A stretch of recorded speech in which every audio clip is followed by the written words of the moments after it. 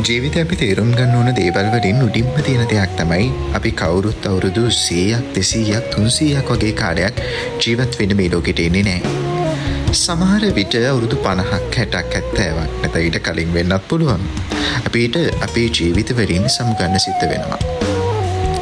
ඉතින් තව අවුරුදු 100කින් 200කින් අපේ ඥාතීන්ගේ අපේ ඉදිරි පරම්පරාවන් වල එක් මතකයක් විදියට අපි හැමෝම මේ ලෝකෙට ඉදිරි වෙයි. අවුරුදු 100කින් 200කින් සමහර විට අපි හිටියද කියලාවත් කට්ටියට මතක නැති වෙයි. නමුත් අපිට ලැබෙන්නේ එක ජීවිතයයි. මේ ජීවිතය විඳිනවද විඳවනවද කියලා තීරණය කරන්න වෙන්නේ අපිටමයි.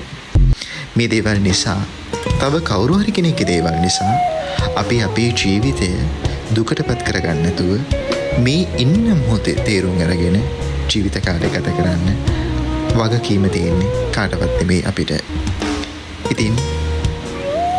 ඉතින් අපේ සතුට කාටවත් බාර දෙන්නේ නැතුව අපිම ඒ සතුට හොයාගෙන යමු.